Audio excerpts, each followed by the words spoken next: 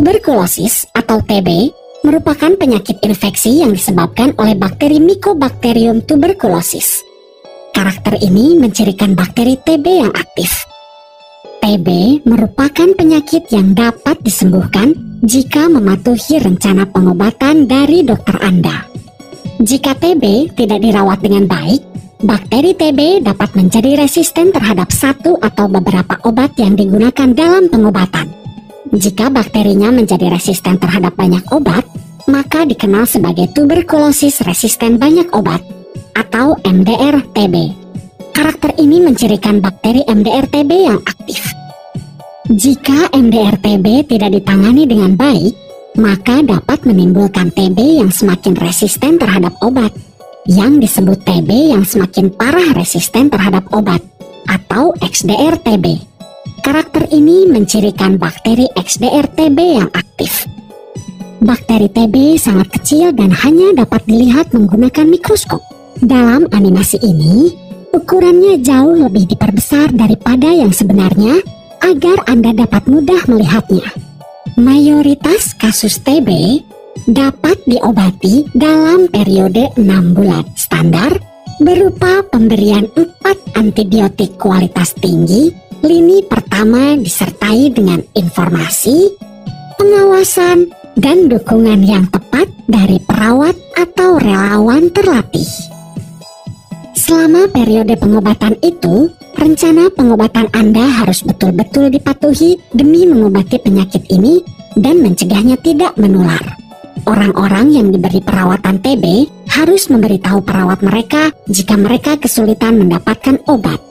Obat paling efektif dan sering sekali digunakan untuk TB adalah isoniazid dan rifampicin yang dipadukan dengan ethambutol dan pyrazinamide.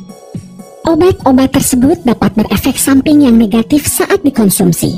Efek samping semacam itu dapat dikendalikan dengan bantuan dan saran dari perawat Anda.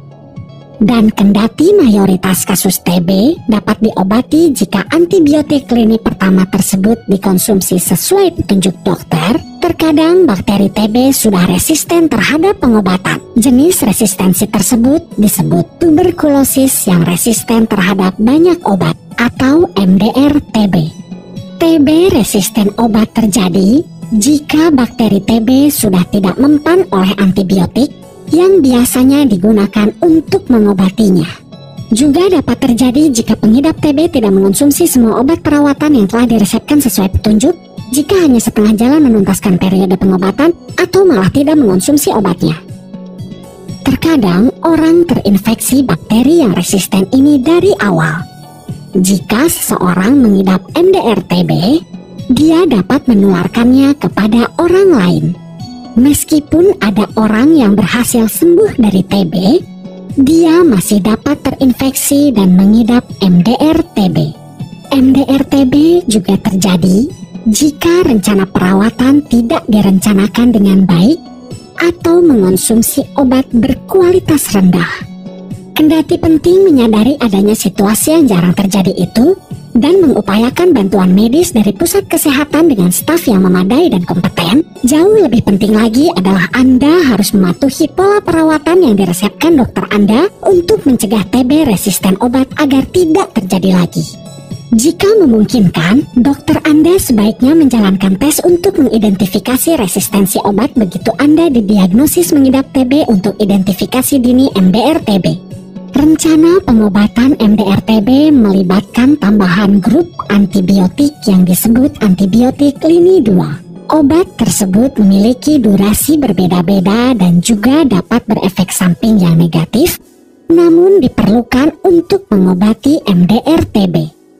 Namun, seperti halnya obat lini pertama yang jika tidak dikonsumsi dengan tepat dan lengkap sesuai rencana pengobatan, hal ini dapat menimbulkan TB yang semakin resisten obat yang disebut TB yang semakin parah resisten obat atau XDR-TB.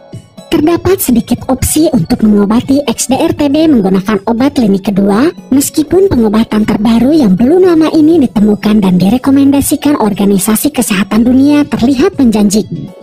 Obat-obat MDR-TB dan XDR-TB sedang diupayakan tersedia secara global. dan petugas kesehatan harus memastikan pasien mereka dapat mengaksesnya.